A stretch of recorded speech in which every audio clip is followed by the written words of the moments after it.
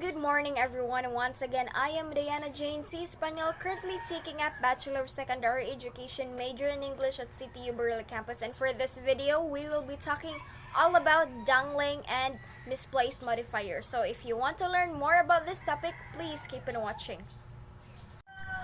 A misplaced modifier is a word, a phrase, or an adjective that is incorrectly separated from the word it will modify or describe.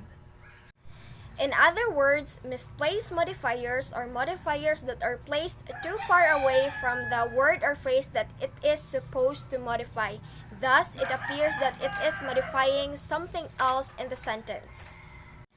Dangling and misplaced modifiers. These two terms refers to modifiers that are wrongly placed in a sentence or connected to a wrong thing.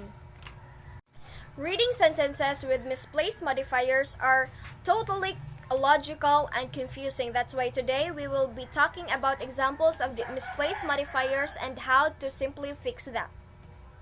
So at this moment, let us start discussing the strategies for revising dangling modifiers. Number one is to name the appropriate or logical doer of the action as the subject of the main clause. So our example here, having arrived late for practice, a written excuse was needed. So let us assess this sentence. Who arrived late? This sentence says that the written excuse arrived late. So this is not what we really mean. So let us revise it.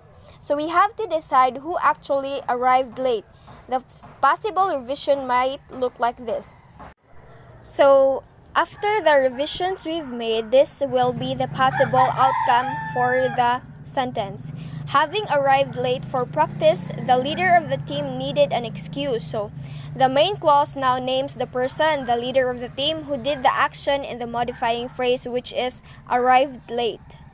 So our second way of correcting a dangling modifier is to change the phrase that dangles into a complete introductory clause by naming the doer of the action in that clause. So we have here our example. Without knowing his last name, it was difficult to introduce him.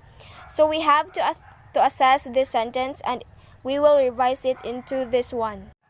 So who did not know his name? This sentence says that it didn't know his name. So to revise this sentence, we have to decide who was trying to introduce him. The revision might look something like this. So we put it Jane. Because Jane did not know his last name, it was difficult to introduce him. So another way of fixing a dangling modifier is to combine the phrase and the main clause into one. So in our example, we have here, to improve his results, the experiment was done again. So who wanted to improve results? This sentence says that the experiment was trying to improve its own results. So to revise, combine the phrase and the main clause into one sentence. So